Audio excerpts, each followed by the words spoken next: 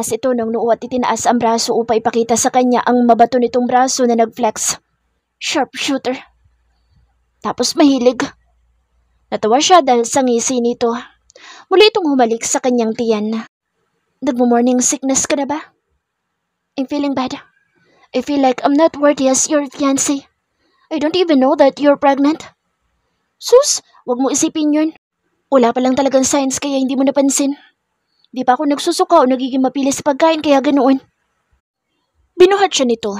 Umupo sa kanya at inilagay siya sa kandungan nito.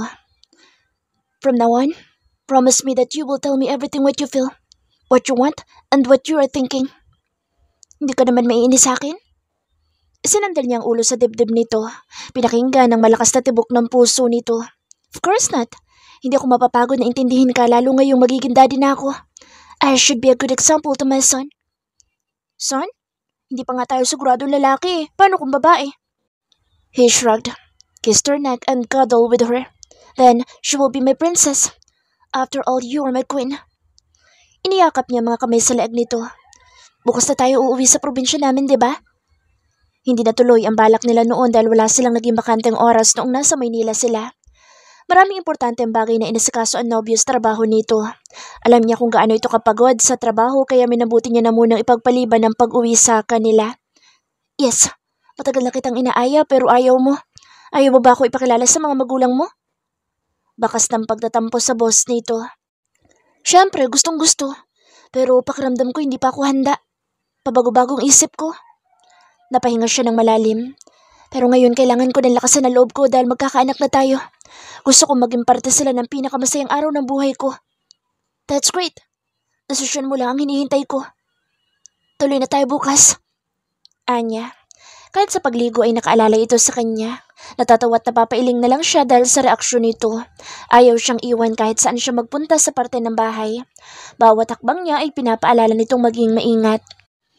Kung hindi niya pa ito pinilit na kunin na lang ang breakfast nila at sa kwarto na mag-agahan ay hindi pa ito hihiwalay sa kanya.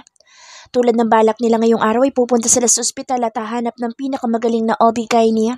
Gusto niya ring masiguro ang kalagayan ng baby nila bago bumiyahe. Ka! Sigaw niya. Bilisan mo tanghali na. Nagpapatuyo siya ng buhok. Suot pa rin ang puting roba. Bakit kaya ang tagal nun? Ilang minuto pa siya naghintay at nung hindi ito bumalik sa kwarto niya ay nagpa siya na lang siyang bumaba. Kahit walang kausap ay hindi niya pa rin mapigilan ang mapangiti.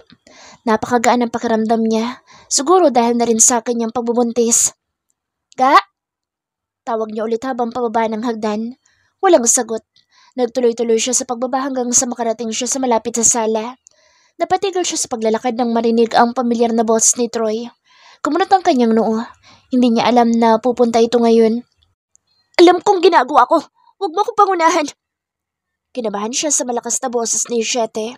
Kahit hindi niya pa nakikita, ay kilala niya ang boses nito at ramdam niya ang galit nito. Ngayon niya lang narinig ang sigaw nito na may galit. Sa loob kasi ng ilang buwang pagsasama nila ay hindi pa ito nagtaas ng boses. Kapag galit ito, sa tuwing may hindi sila pagkakaintindihan ay yuyuko lamang ito at hihintayin na humupa ang galit niya. Walang perpektong relasyon. Ilang beses na din silang nag-away pero ni minsan na hindi ito sumagot sa kanya o nagtaas ng boses. Nung una, nakikita kong alam mong ginagawa mo. Pero habang tumatagal ay nawawala ka na sa tamang landas. Sagot ni Troy. Hindi ito sumisigaw pero mapanganib ang boses. Nakatulala lamang siya sa kinatatayuan. Nagdadalawang isip kung magpapakita sa mga ito o alis na lang. Halatang mainit ang pag-uusap ng dalawa. Hindi mali ang mahalin ko siya. Yun ang tamang landas. She's not a mistake, damn you! Natutop niya ang bibig sa malutong na mura ng nobyo. Nagugulumihanan siya. Sa isang igla, pakiramdam niya ay ibang tao ito. Sumisigaw? Nagmumura? Hindi si Shete iyon. Anya sa isipan niya. She's not a mistake, but you are. Hindi mali ang mahalin mo siya. In fact, boto ako sa kanya dahil alam ko nagiging masaya ka pero magiging makasarili ka. Minsan lang ako maging makasarili. Sa buong buhay ko ngayon lang ako naging makasarili. Buong buo ang boss nito. Ramdam niya ang galit. At mali ang pagkakataon na naging makasarili ka. Wala kang kasalanan mo sa kanya. Dahil sa labis na kaguluhan na gusto niyang masagot ay naglakas loob siyang maglakad papalapit sa mga ito. Halatang wala sa mga sarili dahil hindi narinig ang mga yabag niya. Napatingin siya sa sahig na may mga papel na naapakan. Hindi niya alam kung dinadaya lamang siya ng paningin niya. Bigla siyang binundol ng kabang nakakapanghina. Dahan-dahan siyang lumuhod upang pulutin ng mga iyon at tingnan ng malapitan. Nanginginig ang kamay niya. Ako to. Alam ko. Pero mahal ko siya at alam kong mahal niya din ako. Mangingibabaw ang pagmamahal namin sa isa't isa. Walang emosyon tumawa si Troy. Mahal? Nababaliw ka na ba? Gusto ko ipaalala sa'yo dahil mukhang nakalimutan mo na. Walang kapatawaran ang ginawa mo. Nirape mo siya. Ikaw ang sumira sa buhay niya. Binaboy mo ang walang kamalay-malay na babae tapos umaasa kang mapapatawad ka ni Annalyn. Kulang ang salitang pinapatay sa nararamdaman niya ngayon. Biglang gumuho ang tila fairy tale niyang mundo. Lahat naglaho. Ang kaninang masayang ngiti ay napilitan ng nakakabaliw na pagkabigo. Wala siyang maramdaman. Namamanhid ang kalooban niya. Para siyang mababaliw habang paulit-ulit na naririnig sa kanyang isipan ang mga sinabi ni Troy. Ang mga larawan nagkalat mula sa envelope. Mga larawan niya noong mga panahong lumabas siya na balot at lagi nakaitim. Larawan ng kanyang apartment, larawan ng kanyang pamilya at mga kuha ng CCTV footage. Naalala niya ang envelope na ibinigay noon ni Troy kay Shete. Noon ay isa lang iyon pero ngayon ay 3 na. Kung hindi mo sasabihin sa kanya katotohanan, ako ang magsasabi. Sapat na yung mga panahong pinagbigyan kita ng panahon na ikaw ang lumutas ng problema pinasok mo. Sandaling nabalot ng katahimikan ng paligid. Pinsan kita. At alam mong handa kong gawin ang lahat para sa pamilya natin pero alagad ako ng batas. Trabaho ko ang patayin ng mga taong salot sa lipunan at sumisira sa kinabukasan ng mga inosente. Kung kukonsintihin kita para na rin ako sumapi sa mga alagad ng batas na hindi dapat pagkatiwalaan. Hindi na niya namalaya ng mga luhang bumabasa sa kanyang muka. Nakatulala lang siya sa mga larawang nakikita niya. Unti-unting bumabalik sa kanya ang mga pasakit at emosyon na pinagdaanan niya sa mga larawang iyon. Walang naging sagot si Shete. Harapin mo ang katotohanan. Huwag kang maging makasarili. Naging makasarili ka na noong winasak mo siya at sana ngayong may pagkakataon kay pagbayaran mo. Narinig niyang paghakbang ni Troy ngunit tumigil iyon. Nangihina siyang napaupo sa sahig. Hindi alam ang gagawin. Nanginginig ang kalamnan niya sa sobrang galit na unti-unting pumupuno sa puso niya. Isa-isang nagsasink in sa isip niya ang lahat. Mula na magkakilala sila ni Shete hanggang sa mga oras na ito. Annalyn! Narinig niya ang gimbal na boses ni Troy. Siguro'y nakita siya nito. Kanina ay hindi siya napansin dahil nakatalikod ang mga ito sa gawin niya at tutok sa pag-uusap. Wala siyang maramdaman. Napahawak siya sa kanyang dibdib kung saan nakatapat ang kanyang puso. Diniinan niya iyon sa isiping mapoprotektahan niya sa tuluyang pagkakapira-piraso. Nagangat siya ng tingin. Nalalabo ang kanyang mga mata sa luha. Nakatayo si Troy sa harapan niya. Nagkasalubong ang mga tingin nila. Kitang-kita niya ang awas sa mga mata nito. Bulong ni Shete. Nagtagis ang bagang niya. Nagkasalubong ang kanilang mga tingin. Hindi na niya ito kilala. Hindi ito ang Shete na nakilala niya. Hindi ito ang langga niya na nangakong hindi siya sasaktan. Hindi ito ang langga niya na nangakong ibubuhis ang buhay maprotektahan lang siya. Para siyang baliw na paulit-ulit na umiling. Naikuyom niya ang mga kamao. Kinamumuhian kita.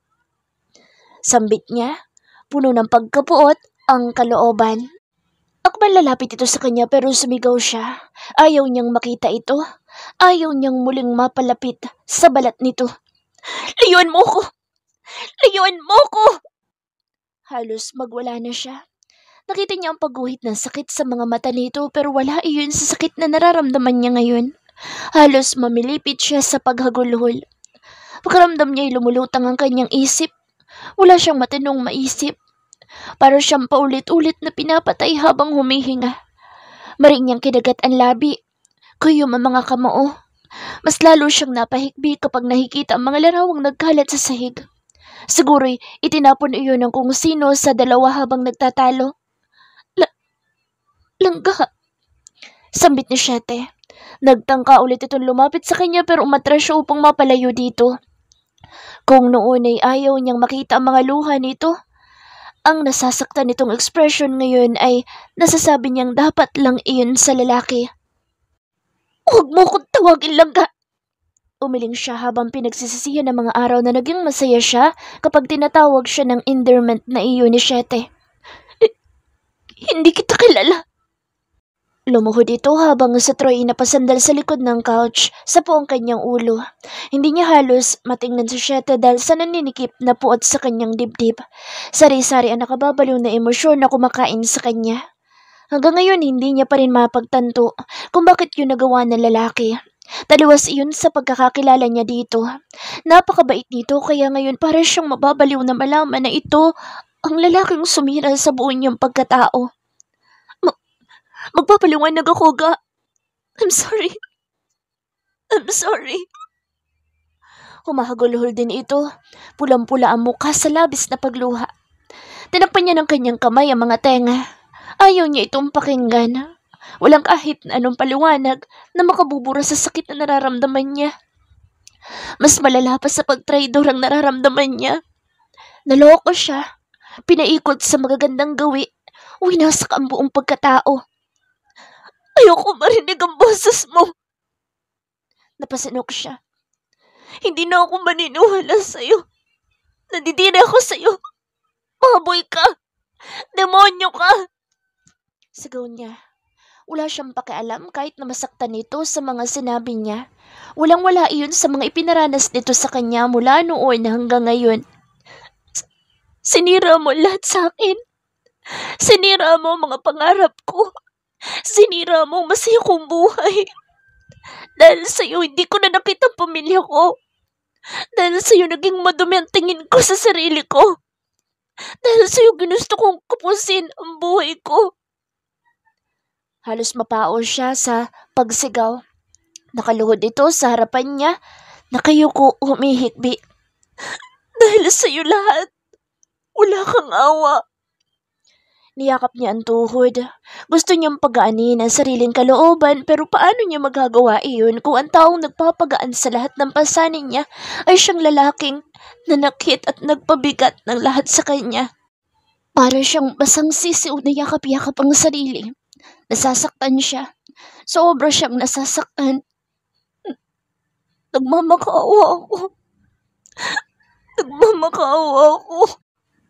Nagmakaawa ako. Bulong niya. Inaalala ang gabing ilang ulit siyang nagmakaawa dito na huwag siyang babuyin.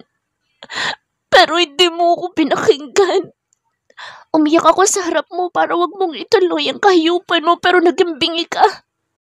Sinabunutan niya ang sarili. Malapit na siyang mawala sa katinuan. Ang lalaking hinahangaan niya tinitingala sa pagiging mabuti ay mas masahol pa pala sa demonyo. Ang lalaking minahal niya ng buong puso at pagkatao niya ay ang lalaki ding dumurog sa kanyang kaluluwa. Ang lalaking pinapangarap niyang makasama sa altar ay ang lalaking isinusumpa niya. Sana hindi na lang kita nakilala. Sana hindi mo na lang ako pinasaya kung ito rin ang kapalit. Napakawalang hiya mo. Napasandal siya sa wooden cabinet. Patuloy ang kanyang pag-atras sa tuwing tinatangka nito'ng lumapit. Wala na siyang uurungan pa. Kaya siniksik na naman niya ang sarili upang hindi mapalapit dito. I'm sorry. I'm sorry. Paulit-ulit ito sa mga salitang iyon. Walang ibang masabi. Mas lalo lamang nadagdagan ang galit niya sa tuwing naririnig nito ang paghingi nito ng tawad. Hindi sapat ang sorry mo. Mas lalo siyang napaiyak. Pinagsusuntok niya ang kanyang ulo. Walang salitang sasapat sa ginawa mo sa akin. Hindi mababago na ng lahat. Sinira mo lahat-lahat. Napatili siya ng tuluyan itong nakalapit sa kanya. Nakaluhod pa rin ito, humalik sa kanyang mga paa. Ga, patawarin mo ako. Ilang ulit niya itong sinipa upang alisin ang pagkakahawak nito sa kanya. Tulad ng ginawa niya nung nagsimula itong gahasain siya. Hindi na ang Shete na mapagmahal at mabait ang nakikita niya ngayon kundi ang lalaking tila demonyong tumatawa habang pinupunit noon ang damit niya. Ang hilo na akala niya nasa ibabaw ng ulo nito ay napalitan ng sungay. Demonyo ka! Wala kang awa! Pinagsasampal niya ito. Sa isiping ginawa nito ang mga kabutihang ipinakita nito sa kanya dahil nakokonsansya ito sa nagawa sa kanya ay mas lalo niyang ikinadurog Bigla siyang nagduda sa mga pagmamahal na sinasabi nito sa kanya. Para sa kanya, naging mabait ito at tila perpekto dahil gusto siya nitong paibigin upang makatakas ito sa nagawang kasalanan. Ginawa lang nito ang lahat dahil ayaw nitong ilabas niya sa publiko ang baho nito dahil kasiraan iyon sa pangalan ng pamilya nito. Napailing siya. Iba't ibang ideya ang naiisip niya. Lahat ay pinapatay siya. Ginamit niya ang buong lakas upang itulak ito dahil nagtatangka itong yumakap sa kanya. Para siyang pinapaso ng balat nito na gusto niya agad layuan. Nandidiri siya. Nasusuka. Napaigik siya sa biglaang pagtayo nang maramdaman ng pagkirot ng kanyang tiyan. Sinapon niya ang puson. Baby. Nauutan niyang bulong nang maalala ang batang nasa sinapupunan niya. Nakita ni Siyete ang reaksyon niya at tila naging kulay suka ang buong mukha nito sa labis na takot. Akmang lalapit ito. Huwag kang lalapit sa akin! Huminga siya ng malalim. Hinaplos-saplos ang kanyang tiyan. Hinubad niya ang singsing na nasa kamay niya at ibinato sa binata. Tumama iyon sa mukha nito. Pilit niyang nilalakasan ang loob kahit para siyang tinutupok ng sakit. Hindi ko kayang magpakasal sa isang halimaw. May bikig na bumara sa kanyang lalamunan. Kumukontra ang kanyang puso ngunit sinupil niya iyon. Sasiguraduhin kong pagbabayaran mong ginawa mo. Kahit wala akong kakayahan, gagawin ko ang lahat. Mabulok ka lang sa kulungan. Hindi dapat magpagala-gala katulad mo. Dapat kang makulong. Kuyom niya ang kamao. Galit na galit siya. Tinalikuran niya itong umiiyak kahit na kumikirot ang tiyan. Sinikap niyang akitin ang hagdan at bumalik sa silid. Hindi pa rin maampat ang kanyang mga luha. Dumiretso siya sa kanyang walk-in closet at akmang mag-iimpake siya ng mga gamit nang matigilan siya. Wala akong pag-aari na kahit na ano. At hindi ko gugustuhin magdala ng kahit na anong bagay mula sa isang halimaw. Hinalughog niya ang buong closet upang hanapin ang damit niya nung nagtago siya sa sasakyan nito. Hindi niya akalain na dadating ang araw na maisusuot niyang muli ang kasuotang iyon. Basa na ang kanyang leeg ng luha pero hindi pa rin mailalarawan noon ang sakit sa kanyang pagkatao. Nakita niya iyon sa pinakasulok ng mga damit. Mabuti na lamang at naitago niya iyon. Mabilis siya nagbihis. Itinapon na lamang niya ang robe sa kung saan. Wala siyang kahit na anong dala na lumabas sa kwarto. Agad na hinanap ng kanyang mga mata ang bigay nitong cellphone. Nangunguna ang numero nito doon. Kagat-kagat niya ang labi. Naaalala niya ang paglalambing nito na ilagay niya ang numero nito sa first contact list niya. Taas baba ang kanyang balikat. Nangihina siyang napaupo sa kama. Hawak-hawak ang kanyang tiyan na kumikirot. Laban, baby. Laban tayo ni Mommy. Bulong niya. Kahit wala sa daddy. Muli niyang ibinalik ang atensyon sa contacts. Pangalawa doon ang numero ng pinakamalapit na headquarters. Sa Siyete ang naglagay noon dahil kapag kailangan daw niya ng proteksyon at wala ito ay agad siyang tumawag sa pulis. Mabilis niya iyong tinawagan. Pagak siyang natawa. Ang taong naglagay noon para sa proteksyon niya ay siya ring dahilan ng pagtawag niya sa mga pulis para proteksyonan siya laban dito. Hindi siya gumalaw nang bumukas ang pinto. Pagod na siya. Gusto na lamang niya lumayo sa lugar na ito. Gusto niyang mapag-isa. Please, pakinggan mo muna ako. Garalgal ang boses nito. Nalasahan na niya ang dugo sa kanyang labi sa diin ng kanyang pagkagat doon. Kailan mo matatapos ang parusa sa akin? Anya sa kanyang isipan. Mariin siyang pumikit. Diyos ko, gabayan niyo po ako. Kayo na pong bahala sa buhay namin ng anak ko. Nakahawak pa rin siya sa kanyang tiyan kahit na nawala na ang kirot noon. Pinoprotektahan niya iyon laban kay Siyete. Wala siyang nagawa nung makalapit ito sa kanya. Tumabi ito sa kanya ng upo at yumakap ng napakahigpit. Huwag mo kong iwan. Hindi ko kaya, please ka. Parusahan mo ako sa kahit na anong paraan tatanggapin ko. Huwag mo lang akong iwan. Pagsusumamo nito. Posible palang literal na marinig niya ang pagkapunit ng kanyang puso. Pakiramdam niya ay bibigat ang lahat ng ugat na meron yun sa sobrang pagsikip dahil sa sakit. Mahal niya ito pero hindi sapat iyon ngayon para tabunan ang galit niya. Sasabog siya. Kahit ang pagmamahal nito noon, naramdam niya ay tila naging manhid siya. Hindi na kita kayang makasama. Kailangan parusahan ka ng kinauukulan. Humihikbi na naman siya. Kailangan mong panagutan ng mga ginawa mo. Kailangan mo magdusa tulad ng pagdurusa ko. Mahal kita pero mas mahal kong anak ko. Pinilit niyang kumawala pero hindi siya nagtagumpay. Hirap na siyang magsalita pero pinipilit niya. Ayokong isipin niya na ang manggahas ay normal na bagay na pwedeng gawin sa lahat ng babaeng makikita niya. Habol na rin niya ang paghinga. She never expected that loving 7th Miller is more painful than death. Tumango ito. Hirap ding magsalita. Umiwas siya ng tingin na lumuhod ito na naman. Niyakap ang kanyang tiyan. Pinapakinggan nito ang kanilang anak. Nagmamakaawa, bumubulong. Handa akong makulong. Pananagutan ko ang kasalanang ginawa ko. I will surrender myself to the police and accept all the punishment they will give to me, but please don't leave me. Be my wife forever, Annalyn. Kung noon halos tumalon siya sa labis na galak nung inalok siya nito maging asawa nito, ngayon ay dumagdag iyon sa sugat ng kanyang pusong nagdurugo. Parang kanina ang saya-saya nila. Hindi maalis sa mga ngiti sa mga labi tapos isang iglap ay nasa ganito na silang sitwasyon. Umiling siya. Wala akong may papangako. Galit na galit ako sa'yo't umabot yun sa puntong kinamumuhian na kita. Sa pagkakataon na to, walang kapatawaran ng ginawa mo. Hindi ko kayang tanggapin. Tumingala ito sa kanya. Ang takot sa mga mata nito ay mas lalong tumingkad. Ipangako mong may babalikan ako, please. Please. Please, ga. Nagmamakaawa ako. Ipangako mong may babalikan akong asawa at anak pagkatapos kong pagdusahan ng mga kasalanan ko sa iyo. Pinipilit niyang tiisin ang sarili. Nagmamakaawa ang lalaking minahal niya at yun ang pinakamasakit na nangyari sa buong buhay niya. Mas masahol pa ito sa bangungot.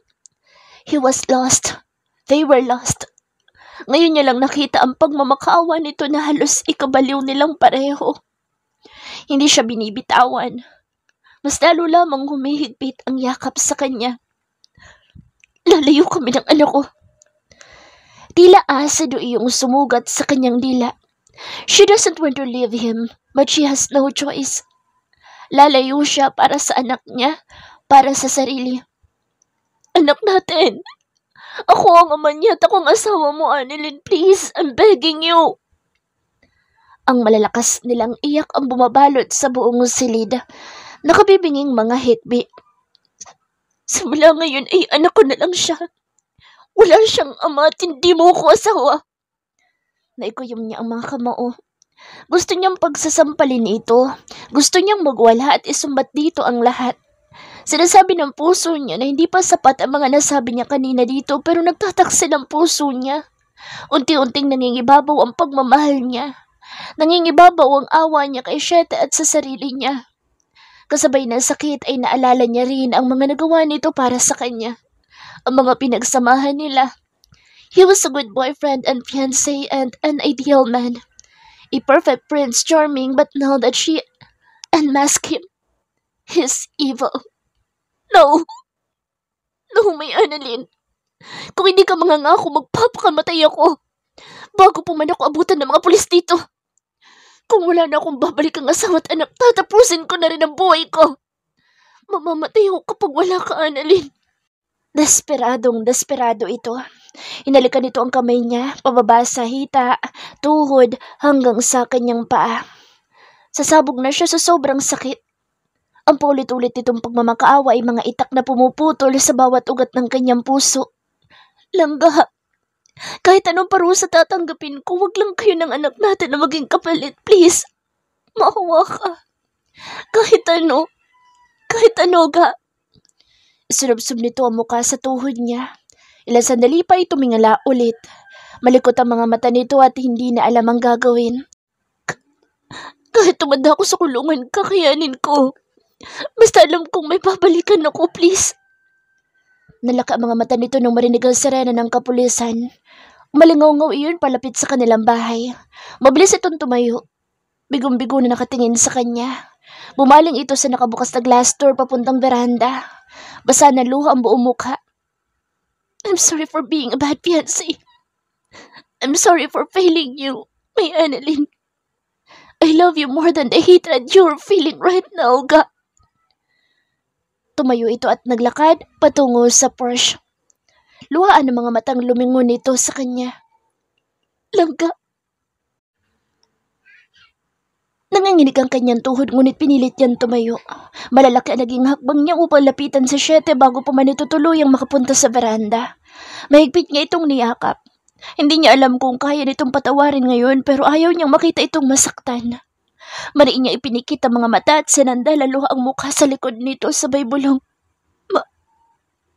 May babalikan ka. Natigilan ito. Nalaki ang mga matang humarap sa kanya. Nagsasinungalin siya pero mas pipiliin niyang magsinungalin dito kaysa saktan dito ang sarili. Sumuko ka. Huwag mong saktan ang sarili mo. Mahigpit siya nitong niyakap. Hindi makapaniwala sa kanyang sinabi. Iniiwas niya ang mukha nang manghahalikan siya nito. Hindi siya makatingin diretso sa mukha nito. Nakakalungkot na ang dating halik nito na hinahanap-hanap niya yung pinandidirihan na niya. Pangako. Magpapakabait ako. Pagbabayaran ko lahat ng kasalanan ko sa'yo. Bago pa man siya makasagot ay bumukas ang pinto. Bumungad sa kanila si Troy na may kasamang mga pulis. Yumuko siya. Ayaw niyang tingnan ang nangyayari. No need to handcuff him. Susuko siya. Danig niya seryosong sambit ni Troy. Humawalay siya sa pagkakayakap ni Siete. Nangihinang napaupo sa sahig. Nakatulala siya. Sa sobrang pagdagsa ng emosyon na ubusan na siya ng lakas. Ramdam niya ang titig nito sa kanya pero hindi siya nagpatinag. Kuyom niya ang mga kamaong niyakap ang tiyan. Baby, please, take care of my wife. Give her everything she needs. Parang pinipiga ang puso niya habang pinapakinggan ang mga salita nito. I will. Sagot ni Troy. Ako bahala sa kanya. Hanggang sa dalhin nito ng mga pulis at ipaliwanag sa kanya ni Troy ang magiging proseso ng pagsuplong niya dito. Wala siyang natandaan. Sa dami ng bagay na gumugulo sa kanyang isip, wala na siyang oras para dagdagan pa iyon. Umiiyak pa din siya. Humiga siya sa kama. Binalot ng kumot ang buong katawan. Basa na ang buong mukha niya. Mugto ang mga mata at wala sa ayos ang itsura. Paano niya magagawang ayusin ang sarili kung pati kahaluluwa niya wasak na? Niyakap niya ang unan sa kanyang tabi. Noon ay si Siete iyon, pero ngayon ay kailangan na niyang burahin kung ano man ang pinagsamahan nila. Hindi madali pero kakayanin niya. Hindi niya alam kung kaya niya. Para siyang walang buhay na nakahilata sa kama. Ayaw niyang bumangon para siyang mababaliw sa nararanasan niya ngayon. Akala niya ay magiging masaya siya kapag natagpuan na niya ang lalaking gumahasa sa kanya. Akala niya magiging maginhawa ang pakiramdam niya kung mapaparusahan ito.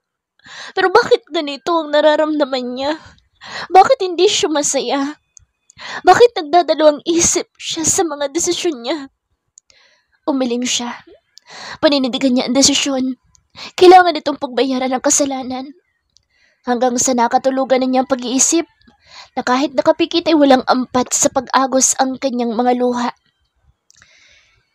Kinaumagahan nagising siya dahil sa kalampag ng pinto. Wala siyang ideya sa mga nangyayari sa kanyang paligid. Pinunasan niya ang mga luha at muling tumulala sa kisame. Maliwanag na muli ang paligid.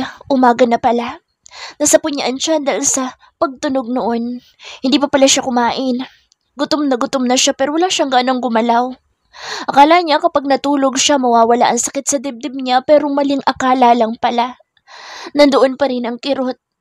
Kailangan na niyang masanay dahil alam niyang matagal na panahon pa yun bago tuluyang maghihilo. Annalyn! Sigaw sa labas ng silida. Doon niya lang muling napagtuunan ng pansin ang kalampag ng pinto. Kahit na ayaw niyang bumangon ay napilitan siya. Nabusasan niya si Laika. Huminga siya ng malalim bago binuksan ang pinto. Malakas na sampalan sumalubong sa kanya. Napaawang ang bibig niya. Ramdam niya ang hapdi ng malakas na pagtama ng palad nito sa pisngi niya. Nalaki ang kanyang mga mata. Stop it, wife! Nakita niyang inawat ito ni Uno. Nagpupuyo sa galit ang mga mata nito. Galit na galit sa kanya. Naguguluhan siya kung para saan ang sampal nito. Princess, utal niyang sambit, nakahawak sa kanyang pisngi. Masaya ka na, ha? Masaya ka na nasira mo ang pangalan ni Pito? Anong gusto mong palabasin? Minahal ka niya ng buo, inalagaan at itinuring na pamilya pero napakadali sa'yo na ipakulong siya.